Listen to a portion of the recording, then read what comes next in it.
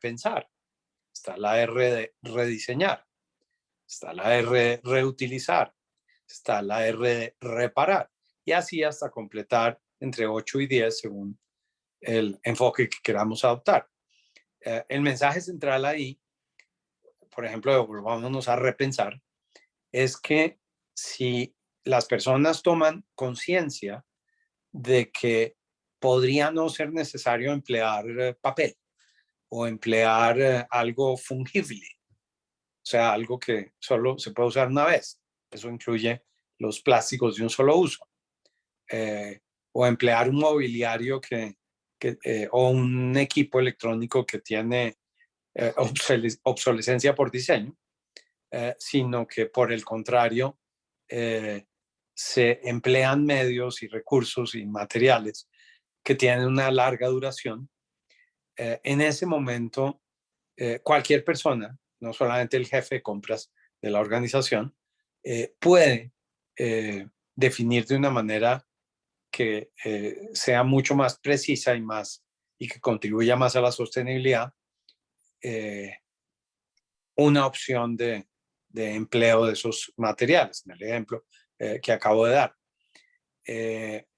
Un tercer principio, y voy a parar aquí, después miraremos los otros dos que enuncié, sería el principio del pensamiento a largo plazo. Una de las cosas que nos tiene en los problemas actuales, incluida la pandemia, es la falta de visión de largo plazo. ¿Por qué la pandemia?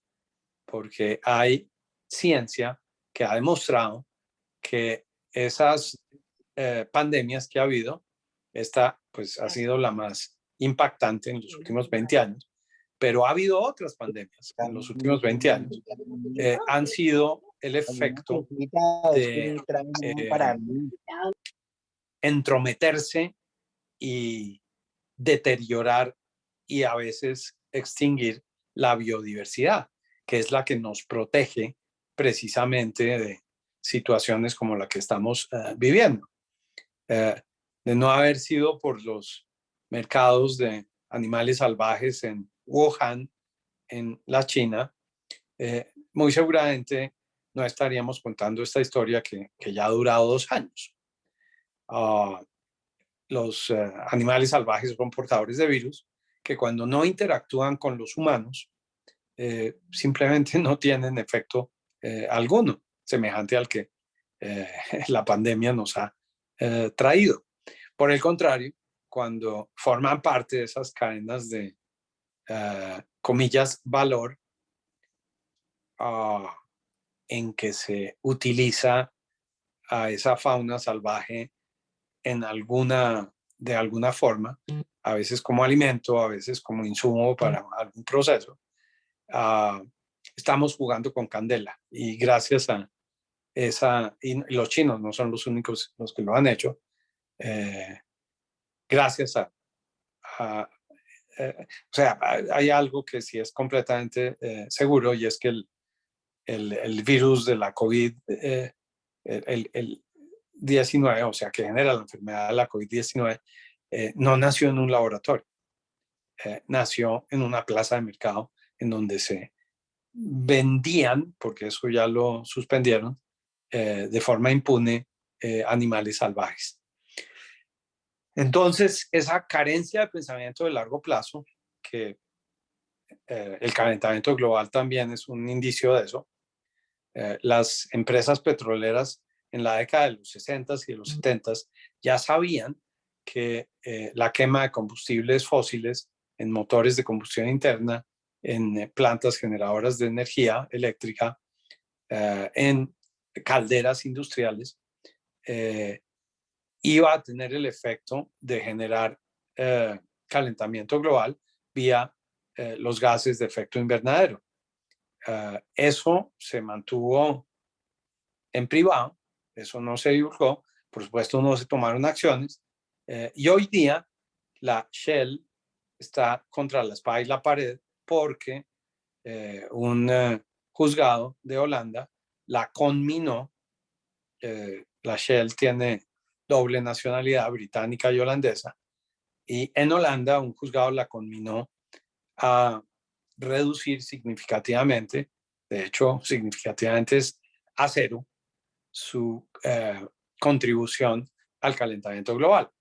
El efecto práctico de esto es que ese juzgado entonces le está diciendo a la Shell, que todos conocemos, eh, usted tiene que compensar las emisiones que en su negocio habitual de petróleo y gas está contribuyendo al ambiente, dedicándose a actividades. Esas de compensación suelen ser reforestación o conservación de bosques para que el CO2 emitido por ellos sea capturado por los árboles. Hay otras formas de compensar que son mucho más impactantes, protegiendo manglares, que son árboles subterráneos en las costas, que tienen 10 veces la capacidad de capturar CO2 que un árbol tradicional. Y hay otras formas de compensar, adoptando medidas de eficiencia energética, reemplazando lo que antes se hacía con combustibles fósiles por energía, por ejemplo, de origen solar o eólica o geotérmica. Y entonces básicamente lo que le están diciendo ese juzgado de Holanda a la Shell es, usted tiene que cambiar su negocio y usted tiene que ponerle mayor atención a aquello que no contamina la atmósfera, que son esos gases de efecto invernadero. Eso sería el equivalente a que un juzgado en Colombia le dijera a Fedegan, ustedes no pueden seguir haciendo lo que están haciendo, tienen un plazo de tanto para que ese gas metano que las vacas que tienen en sus latifundios dejen de emitir. Hay tecnologías que ayudan a que eso ocurra, obviamente no se han generalizado.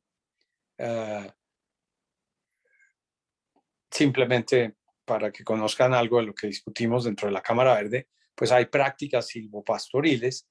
en donde, en cambio de tener grandes extensiones de terreno dedicadas a que las vacas pasten, se estabulizan, se ponen establos y en esos terrenos que antes se usaban como potreros para alimentar a las vacas, hay cultivos que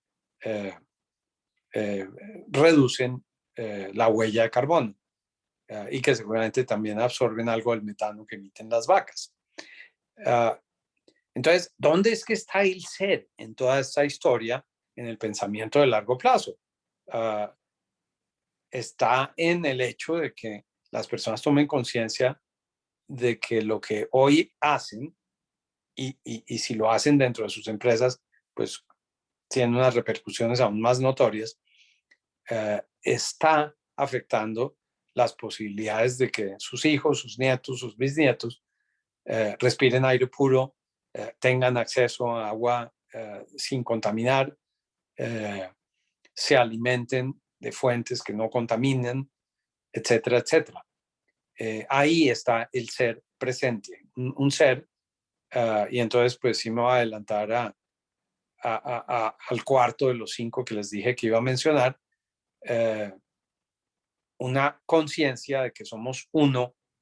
con la naturaleza, que no es una conciencia muy acendrada en la cultura occidental de la que solemos formar parte, en donde están los hombres y las mujeres de un lado y la naturaleza de otro. Y podemos hacer con la naturaleza como se nos antoja. Y no se entiende que somos también parte de la naturaleza y que toda la basura que echamos y la contaminación que causamos se nos va a devolver. El último ejemplo, demostrado por la ciencia, el hecho de que descartamos prendas de vestir que tienen componentes sintéticos y que contaminan ríos y océanos, terminan los microplásticos en que se degradan esas prendas de vestir, formando parte de los organismos de los peces, que cuando los pescamos y nos alimentamos con esos peces, nos enferman. Entonces, si ese ejemplo de ese ciclo no es la mejor manera de que las personas tomen conciencia sobre que somos uno con la naturaleza,